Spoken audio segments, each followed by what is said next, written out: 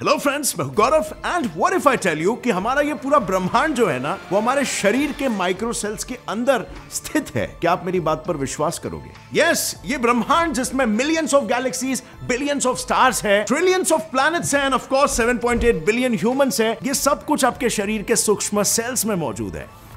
एक इंसानी शरीर में करीब 78 ट्रिलियन सेल्स होते हैं, लेकिन उनमें से 25 ट्रिलियन आरबीसीज और 38 ट्रिलियन बैक्टीरिया को हम टेक्निकली अपना नहीं कह सकते हैं। और इसकी वजह तो यार देखो, आरबीसीज में न्यूक्लियस नहीं होता है, जिसके कारण आरबीसीज के पास अपना एज सच कोई दिमाग नहीं होता है जो खुद के फैसले ले सके। वो सिर्फ हार्ट के भरोसे कंधे पर ऑक्सीजन का बोझा लिए खून में यूं ही बहते रहते हैं। और ऊपर से अगर बात रही बैक्टीरिया की, तो वो वैसे भी हमारे शरीर में पराए हैं। वो सिर्फ 5 ट्रिलियन सेल्स है जो आपके शरीर में आपके ऑर्गन्स, आपकी हड्डियों वगैरह का हिस्सा बनकर आपकी लाइफलाइन को चालू रखते हैं। पर इन 5 ट्रिलियन सेल्स की लाइफलाइन भी असल में कुछ चीजों से जुड़ी होती है। Yes, the 10 raised to the power of 28 या सिंपल शब्दों में 1 ऑक्टिलियन एटम्स पर, जो एक दूसरे के साथ ऐसी रिदम सेट करते हैं कि उससे एक सेल बिना किसी चूचा के अपना काम करते रहता है। लेकिन क्या आपको यह नहीं लगता कि इन 1 ऑक्टिलियन एटम्स में से हर एक एटम की अपनी खुद की भी हिस्ट्री होती है? I mean just think about it. इनमें से हर एक एटम आज से करीबन 13 बिलियन साल पहले बना था, और तब से लेकर अब तक इस सफर में उनमें से हर एक एटम अलग अलग गैलेक्सीज, नेब्यूले, सोलर सिस्टम, स्टार्स और प्लैनेट्स का हिस्सा बनते बनते फाइनली हमारे शरीर तक आज पहुंचा है, और अगले 6 सालों में शायद हमारे किसी करीबी के सेल का हिस्सा बन जाए। एंड दैट इज बिकॉज़ हर 6 सालों में एक सिमिलर एटम पुराने एटम को रिप्लेस कर देता है। इनफैक्ट आपको शायद ये पता नहीं होगा, मगर आपके शरीर के हर एक सेल का हर एक एटम पिछले 6 साल में कंप्लीटली रिप्लेस हो चुका है। हालांकि इस सबसे अनजान आपका बिहेवियर, आपका नेचर वैसे का वैसा ही अनचेंज्ड रहता है, undisturbed and unaware. But isn't it the same with our solar system? I mean हमारे सोलर सिस्टम में करीब 10 to the power of 57 atoms मौजूद है, लेकिन अगर हम इंडिविजुअल इंसान में मौजूद 10 raised to the power of 28 atom से इन्हें डिवाइड करें, तो surprisingly it is around 10 raised to the power of 29 humans.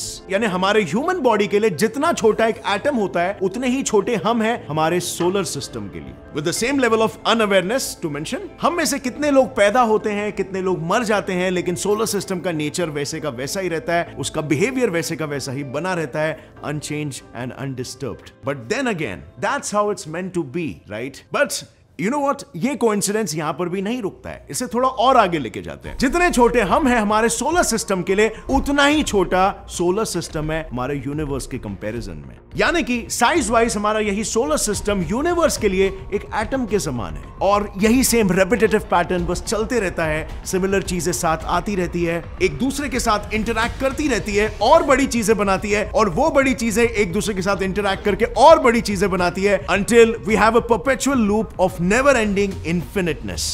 Well, इसे एक और एक पर्सपेक्टिव से समझ सकते हो। जैसे कि मैंने अभी बताया, 10 raised to the power of 28 atoms ने इंसान को यूनिक बनाया, 10 raised to the power of 29 humans ने हमारे सोलर सिस्टम को यूनिक बनाया, और लगभग एक एटम जितने छोटे सोलर सिस्टम ने इस यूनिवर्स को यूनिक बनाया। पर जब इस यूनिवर्स में हर चीज उन्हीं सेम कंपोनेंट से बनी हुई हो, और वो लगातार बड़े बड़े स्ट्रक्चर्स बनाते जा रही हो, तो यही सेम रेपिटेटिव पैटर्न यूनिवर्स के एज के बाहर कंटिन्यू क्यों नहीं हो सकता है? हम यूनिवर्स के बाउंड्री पर जाकर आखिर रुक क्यों रहे हैं? आई मीन यूनिवर्स के बाउंड्री के बाहर जाने पर यह पता चले कि हमारा यूनिवर्स एक बड़े यूनिवर्स का एक छोटा सा एटम है। अब आई नो आप ये सोचोगे कि ये तो काफी कॉम्प्लिकेटेड लग रहा है, और इसे प्रूव करने के लिए हमें काफी सारे कैलकुलेशंस को ध्यान में रखते हुए एक थियरी बनानी पड़ेगी। साइंटिस्ट नील डिग्रास टाइसन एक ऐसे साइंटिस्ट है जिनके एक्सप्लेनेशन बहुत ही सिंप्लीफाइड होते हैं कि बच्चा अभी यूनिवर्स के इंट्रिकेसीज को समझने लगता है। इनफैक्ट उन्होंने एक बुक भी लिखी है, एस्ट्रोफिजिक्स फॉर पीपल इन अ हरी। इस बुक में उन्होंने काफी सिंपल शब्दों में dark matter, dark energy, space between planets, discovery of invisible light जैसे साइंटिफिक कॉन्सेप्ट्स को बारीकी से समझा है। और इस किताब की पूरी बुक समरी को आप सुन सकते हो कुकू एफएम ऐप पर। यहाँ पर आपको ऑडियो फॉर्म में सेल्फ एम्पावरिंग बुक्स के साथ ही finance, history, motivation, career, business, entrepreneurship, leadership जैसे डिफरेंट जॉनरास की किताबें सुनने मिलेगी, और ऐसी कई ऑडियो बुक्स आपको रीजनल लैंग्वेजेस में, जिसकी हिंदी लैंग्वेज में, इनके अंदर का नॉलेज कंज्यूम करने मिलेगा। इनके पास बुक समरीज भी है टू सेव योर टाइम, और 5000 प्लस आवर्स का नॉन फिक्शन कंटेंट है। यानी कि अब आप जब चाहो जहां चाहो अपनी मनपसंद की किताबें सुन सकते हो। इस ऐप का ईयरली सब्सक्रिप्शन वैसे तो 399 रुपीज है, लेकिन अगर आप मेरे वीडियो के नीचे दिए हुए लिंक से या फिर कोड घर50 यूज करोगे तो आप इसे डाउनलोड कर सकते हो 50% ऑफ में। मतलब कि 399 का सब्सक्रिप्शन आपको 199 रुपीज में मिल जाएगा। और इसके साथ एक और नया ऑफर, अगर आप किसी फ्रेंड को रेफर करते हो तो आपको 100 रुपीज का कैशबैक भी मिलेगा। तो जल्दी करो, link is in the description. Start investing with in yourself. And now coming back to the topic, आइए जानते हैं कि कैसे हमारे एटम्स में शायद एक माइक्रो यूनिवर्स छुपा हो सकता है, या फिर इसके विपरीत हमारे छोटे छोटे एटम्स के अंदर बड़े बड़े यूनिवर्सेस है।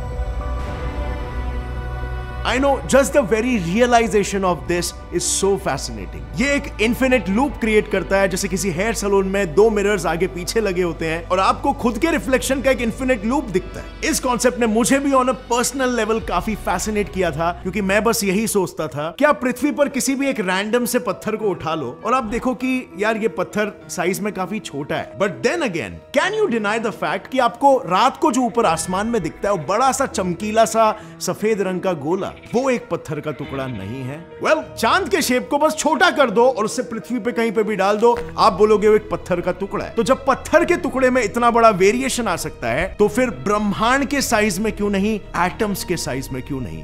ये थियरी कई साइंटिस्टों द्वारा दी गई मल्टीवर्स थियरी के साथ भी स्मूथली ब्लेंड हो जाती है, क्योंकि इसमें एग्जैक्टली क्या बोला जा रहा है, बस इतना ही कि यूनिवर्स में एटम्स मौजूद है और उन एटम्स में माइक्रो यूनिवर्सेस समाये हुए हैं। जिन माइक्रो यूनिवर्सेस में माइक्रो एटम्स है और जिन माइक्रो एटम्स में नैनो यूनिवर्सेस है, and the loop goes on and on, जिसमें हर एक एटम एक यूनिवर्स को रिप्रेजेंट करता है and a group of atoms एक मल्टीवर्स को। अब in case you are wondering कि एक इतने से एटम में एक यूनिवर्स कैसे समा सकता है, जैसे मैंने पहले बताया कि अगर आप गौर से देखो तो इस यूनिवर्स में छोटा या बड़ा सिर्फ एक पर्सपेक्टिव है, एक रिलेटिव पर्सपेक्टिव। इस पर्सपेक्टिव को हम खुद बनाते हैं हमारे साइज को दूसरी चीजों के साइज से कंपेयर करके। फॉर एग्जांपल, आपने बचपन में गलिवर्स ट्रैवल की कहानियां पढ़ी होगी। उस कहानी में गलिवर तूफान के कारण एक लिलिपुट नाम के टापू पर पहुंच जाता है, जहां पर उसकी मुलाकात होती है लिलिपुटियन से, जो महज साइज में 5 से 6 इंच के जीव होते हैं। और इस कहानी में भी आ जाता है पर्सपेक्टिव का खेल, क्योंकि इंटरेस्टिंगली जब तक गलिवर और लिलिपुटियंस ने एक दूसरे का रास्ता नहीं काटा था, तब तक उनके लिए वो खुद नॉर्मल ह्यूमंस थे।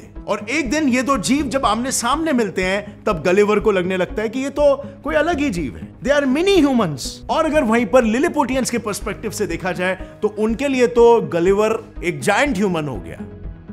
So over here the point I'm trying to make is, हम अपने इस यूनिवर्स को आंखों के सामने रखकर क्यों सोच रहे हैं? Well, आपको एक एटम आपकी आंखों से नहीं दिखाई देता है, तो इसका मतलब ये नहीं होता कि उसके अंदर एक यूनिवर्स नहीं हो सकता है, राइट? यूनिवर्स आखिर में है तो बस सिर्फ एक सिस्टम, और एटम भी एक सिस्टम ही है। अब यहाँ पर एक और एक माइंड ब्लोइंग पर्सपेक्टिव ऐड करना चाहूंगा। बिग बैंग से पहले आखिर हमारा पूरा का पूरा यूनिवर्स और सारा मिर्च मसाला बस एक सिंगल पॉइंट में ही तो समाया हुआ था। और आई नो कुछ लोग कहेंगे कि सिंगुलैरिटी था, बट क्या इस सिंगुलैरिटी को एक एटम से कंपेयर करना सही हो सकता है? अब यहां पर आ जाता है बस एक पॉइंट ऑफ ऑब्जेक्शन, क्योंकि क्या सच में आप सिंगुलैरिटी को एक एटम के साथ कंपेयर कर सकते हो? आई मीन, अब तक हम सिंगुलैरिटी को जितना भी समझ पाए हैं, it has infinite amount of mass and almost infinite amount of energy, जबकि एक एटम में पार्टिकल्स, उनके मास और उनकी टोटल एनर्जी सब कुछ फाइनाइट होती है। ऊपर से कॉस्मिक लेवल पर मेजर एक्टिंग फोर्स होती है ग्रेविटी, जिसकी ताकत एटॉमिक लेवल पर नेग्लिजिबल होती है। And on the contrary, atomic level पर जो फोर्सेस वर्क करती है, जो एक एटम को साथ में समेट कर रखती है, वो स्ट्रॉन्ग न्यूक्लियर फोर्स और इलेक्ट्रोमैग्नेटिक फोर्स, जो कि एक लार्ज स्केल कॉस्मिक लेवल पर वर्क नहीं करती। सो दोनों में स्ट्रक्चरल सिमिलैरिटीज होने के बावजूद भी उनके पीछे जो साइंस के मैकेनिज्म्स है वो टोटली डिफरेंट है। और यहीं पर आ जाता है बस सिर्फ बिग और स्मॉल ऑब्जेक्ट्स के बीच का डिफरेंस। सो क्या साइंटिस्ट इस science of big and science of small के रहस्य को सुलझाने के लिए इन डिफरेंसेस को कहीं ना कहीं जाके यूनिफाई कर पाएंगे, जैसे कि थियरी ऑफ एवरीथिंग भी क्रिएट हो सकता है, या फिर इन दोनों पहलुओं को एक करना इम्पॉसिबल हो सकता है? वेल, साइंटिस्ट लोग एक्टिवली इस चीज पर वर्क कर रहे हैं एट दिस वेरी मोमेंट। जहां एक तरफ न्यूटन के क्लासिकल फिजिक्स के सिद्धांतों पर based the science of big किसी ऑर्डिनरी ऑब्जेक्ट को एक ही समय पर 2 जगह पर एग्जिस्ट करने की अनुमति नहीं देता, वहीं दूसरी तरफ आइंस्टाइन के क्वांटम फिजिक्स को ढाल के तौर पर इस्तेमाल करने वाला द साइंस ऑफ स्मॉल इसी बात की अनुमति बिल्कुल देता है। As you know, quantum world पर एक माइक्रोस्कोपिक पार्टिकल 2 जगह पर बिल्कुल ही एग्जिस्ट कर सकते हैं, वो जहां भी चाहे वो प्रकट हो सकते हैं, और वो भी फिजिक्स के लॉज को तोड़े बिना। और ये भी एक प्रकार की डिसिमिलैरिटी है जो बड़े और छोटे स्ट्रक्चर्स के बीच में प्रकट होती है। यानी बेसिकली हम ऐसे कोई लॉज ही नहीं ढूंढ पाए हैं जो दोनों स्केल्स पर ऑपरेट करे, जो कि बहुत ही जरूरी है। और इसीलिए ये जरूरी हो जाता है कि हम पहले थियरी ऑफ एवरीथिंग को फिक्स करें और उसके बाद हम यूनिवर्स इन एन एटम इस थियरी को इजीली प्रूव कर सकते हैं। अब यहां पर क्वांटम फिजिक्स फिर भी काफी फ्लेक्सिबल है, लेकिन जरूरत है तो जनरल रिलेटिविटी के रिजिडिटी को तोड़ने की और उसे यूनिफाई करने की क्वांटम फिजिक्स के साथ। अब यहां पर एक इंटरेस्टिंग बात यह है ना कि अगर यह प्रूव हो जाता है तो हमारे मॉडर्न साइंस की नींव मानो जैसे कोलैप्स हो जाएगी। बिकॉज अब तक साइंटिस्टों का मानना क्या है कि ब्रह्मांड की सबसे छोटी चीज क्या है, एटम, और सबसे बड़ी चीज क्या है, यूनिवर्स इटसेल्फ, जिसके अंदर या जिस पर सारे लॉज डिपेंडेंट है। लेकिन अगर एटम के अंदर एक यूनिवर्स हुआ तो हमारे डिराइव किए हुए सारे लॉज गलत हो जाएंगे और पूरा साइंस ही कोलैप्स हो जाएगा बेसिकली। बट देखो, यही तो ब्यूटी ऑफ साइंस है कि science always has more space, more room for improvement and upgradation. And moreover, science is never afraid to say we don't know it or we were wrong. And all this while in this wonderful journey from not knowing anything to knowing everything and losing it all again, modern technology is a byproduct जो हमारी life को better बना रहा है thanks to science. अब friends, before ending this video मैं आपको एक इंटरेस्टिंग सवाल पूछना चाहता हूं। क्या रीजन है कि हमारे और ज्यादातर मैमल्स के आरबीसीज में न्यूक्लियाई नहीं होते, मगर एक कैमल के आरबीसीज में न्यूक्लियाई होते हैं? अगर आपको इस सवाल का जवाब मालूम है तो नीचे कमेंट सेक्शन में बताना, और अगर आपका जवाब सही निकला तो मैं आपको पर्सनली दूंगा एक हार्ट। अगर ये वीडियो से कुछ भी नया सीखने मिला, एक लाइक जरूर ठोकना। Get set fly science channel को भी सब्सक्राइब कर लो और बेल नोटिफिकेशन दबाओ ताकि आगे आने वाली हमारी कोई भी वीडियो की अपडेट आप मिस ना कर सको। और हाँ फ्रेंड्स, जाने से पहले कुकू एफएम ऐप को इंस्टॉल करना मत भूलना। यूज कूपन कोड घर50, link is in the description. See you next time friends, till then as always stay curious, keep learning and keep growing. जय हिंद।